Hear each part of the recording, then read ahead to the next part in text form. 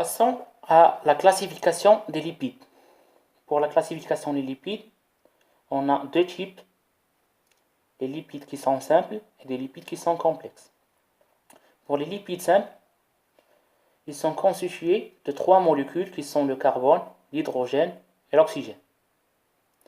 Tandis que les lipides complexes, en plus de la présence de ces trois molécules qui sont le carbone, l'hydrogène et l'oxygène, on trouve l'azote et le phosphore. C'est ça la différence. Pour les lipides simples, on peut les faire classer en trois classes, les glycérides, les stérides et les sérides. Ces trois classes, ce sont des esters. Premièrement, pour les glycérides, ce sont des esters d'acide gras et de glycérol. Donc l'alcool ici, c'est le glycérol. Il s'écrit comme ça. Donc il est constitué de trois fonctions alcool. Donc c'est un triol. Trois fonctions, donc tri. Pour la deuxième classe, c'est les stérides. Pour les stérides, ce sont des esters d'acide gras et de stérol. Donc l'alcool ici, c'est le stérol. Notez bien que le stérol le plus connu, c'est le cholestérol. La troisième classe, c'est la classe des sérides.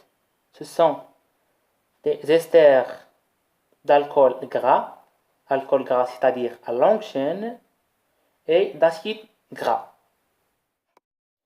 Pour les acides gras, comme définition, ce sont des composés organiques constitués d'une chaîne linéaire d'atomes de carbone, c'est-à-dire une suite d'atomes de carbone liés linéairement. Cette chaîne d'atomes de carbone peut aller de 4 à 30 atomes et qui se termine à l'une de ses extrémités par le groupement CH3 et l'autre extrémité par le groupement carboxylique COOH. Il faut respecter l'ordre de numérotation. Il commence par le groupement carboxylique COOH. Pour la classification des acides gras, on a les acides gras saturés et les acides gras insaturés. Pour les acides gras saturés, la chaîne de carbone est un alkane, c'est-à-dire il n'y a pas d'insaturation ou bien de double liaison.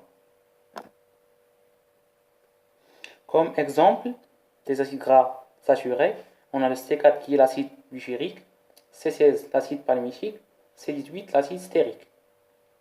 Pour les acides gras insaturés, elles contiennent une ou plusieurs doubles liaisons ou bien insaturation.